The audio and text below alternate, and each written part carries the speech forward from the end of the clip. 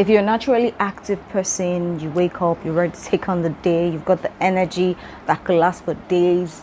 On some days, you wake up feeling like, there's something wrong about today. Looks like it's going to be a different vibe.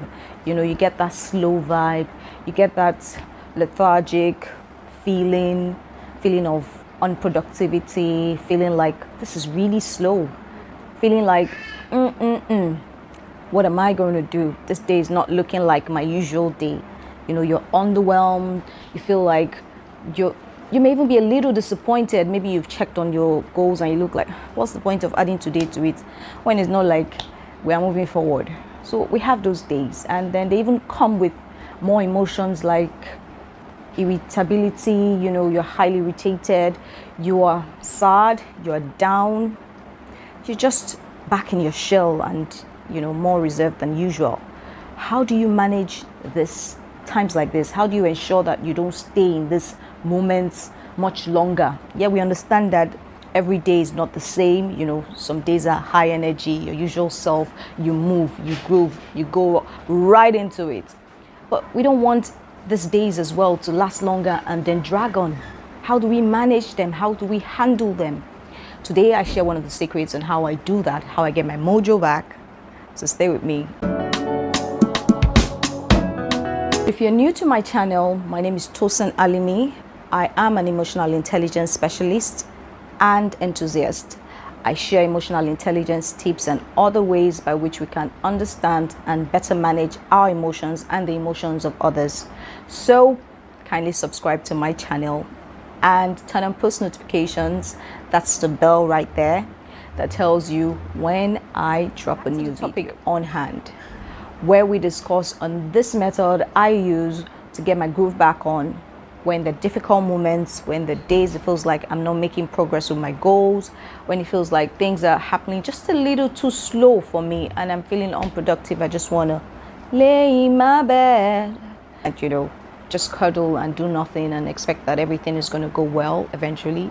Or I just want to cut down all the negative vibes I'm throwing out, whether it's giving them hot based on how I'm feeling, or just responding in really negative ways, or just allowing this negativity brew on much longer. The ways by which I handle this is a simple one, and I think the simplicity actually does affect it, because sometimes when things are too simple, people don't take them seriously. And this very simple method is by being grateful. I get into gratitude mode where I begin to count all the blessings I have enjoyed or I'm still enjoying, so that I can rewire my brain to see the areas that are not working and not up to the areas that have worked and are still working.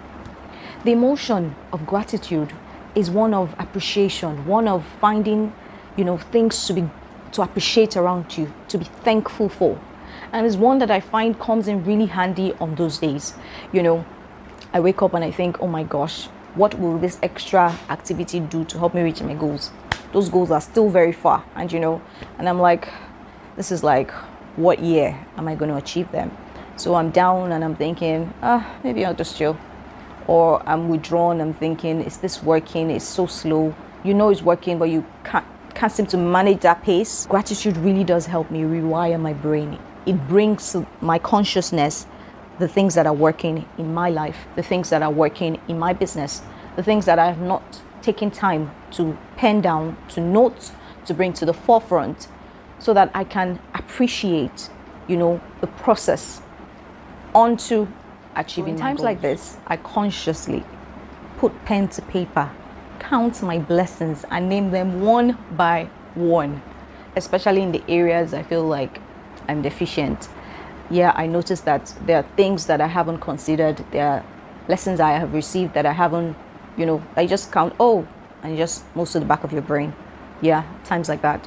But counting those blessings and being grateful, it even induces my happiness hormones. And I'm like, oh, wow.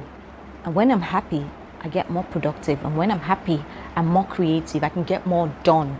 And it takes me out of that unresourceful state and, gingers me and helps me get back on track. 2020 has not been the best year for most of us. Starting with the pandemic, that has kept most people in the hospital or sick, that has caused more deaths in 1 year than we can count. That's not even talking about the businesses themselves being shut down for so long, the losses that they incurred, people losing their jobs, their livelihood, their means of income, unemployment rising up to all-time highs, people being furloughed. And then recently, the looting by hoodlums in Nigeria, people's businesses being attacked. The year has been difficult already. So how do we find it in us to get up and keep moving despite all that is happening? How would gratitude that I am suggesting even be able to help us get through this difficult processes? I know it can be emotionally draining and can really take its toll on us, especially as business people or business owners or business professionals. But today I want to challenge you to use this method to find something, a slither, something really tiny that can be positive about the situation to be grateful for. To be grateful for. I'm telling you to try this method to help you regain your energy, to re-energize you into picking yourself up. It's in times like this that we find it difficult to find things to be grateful for. Like other days when everything is going as planned, everything is going well and beautifully, yeah, it's easy to be grateful. It's easy to count our blessings. Oh, I'm grateful for this. I'm grateful for business going well. I'm grateful for clients coming in. I'm grateful for my family. But at times like this, when there's a lot of negative news coming in, a lot of losses, a lot of pain, a lot of suffering, it can be difficult. So what do I suggest you do? I suggest you think of things that you could be grateful for. By things that you could be grateful for, I mean, like, sometimes we find some tiny testimonies, we call them insignificant, or we call them, we don't take them too seriously. The difference between a grateful person or someone that's practicing gratitude and you is that we take on that tiny thing, we hold on to it, we amplify it, and it begins to do much more than that little thing that we think it does. It energizes us, it gives us a focus, it tells us that something is working, it encourages us to put in our best, it tells us, okay, you can do it, take one more step, you were good at this, or this one was working, try again. Those little things matter. They are the cool bees. It could also be a situation whereby it's something that you're not really proud of, but it's still a testimony in itself. An example is someone that told me of a store she was going to lease for her business, but there's been a delay in getting the store, and all of a sudden, with the hoodlums looting and destroying business places, the mall she was interested in got burnt. And then the 2 weeks delay she experienced suddenly was good news. But the problem was she couldn't share that with other people that had lost things when the hoodlums attacked the mall. But does it stop it from being a grateful moment? No. I mean, if she had dropped 1 million naira for a store in a mall and she lost it in 2 weeks before even moving in, you could also be grateful for life, even though you've lost a lot in terms of business. I mean, it's the person that is alive that will do business. It's the person that is alive that will build great businesses. We're not belittling the losses experienced by businesses, but we're looking onto things to hold on to, positive things to be grateful for, that gives us the opportunity to rebuild, to restart, to stand and stay strong. I'm reminded of Thomas Edison at this period, a time when his lab got burnt and all his work went with it. It was a huge flame. I mean, I don't want to imagine the amount of patents and everything that got lost with that process. But I was more intrigued by his attitude. He was able to get his people, his staff on board without even firing them. What he said was, we're never going to see a fire like this. This is an opportunity to start again. I don't know where he got all that from. I don't know if everybody believed him at that time. But I can say confidently from what I read, that helped, that mentality, that attitude helped the business. And by the next year, they were able to make a profit. So in all of this, your reason for being grateful could actually be a fresh start. I was surprised to hear that some business owners whose shops were looted were showing pity at the looters. They were like, wondering how they could do more to help the hoodlums rather than focusing on, what they had lost on that.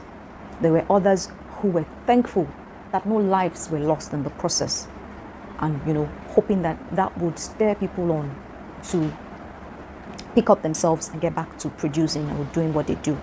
There were others who were grateful that there were well-meaning Nigerians and corporate or non-corporate bodies that were raising funds to help people that lost things in this period. There's always something to be grateful for, and we cannot but use this emotion of gratitude to energize ourselves, to move us forward, to build resilience, to try to stand up after a setback, much more than now. And for these business owners, I think they're on a path to quicker recovery, not because they didn't feel the pain of the losses. I'm sure they did. No business person wants to lose so much, without money coming back and all. But I noticed that their focus was on the one or two things that were positive about the situation. One or two things they could hold on to and amplify about the situation. One or two things that they could be grateful for. In a nutshell, here are 5 reasons why you should be grateful. Number 1, it uplifts your mood. Mention that it makes you happier, focuses your mind on what's working. That uplifts your mood. It activates your solution mindsets. You cannot solve a problem at the same level by which it was created.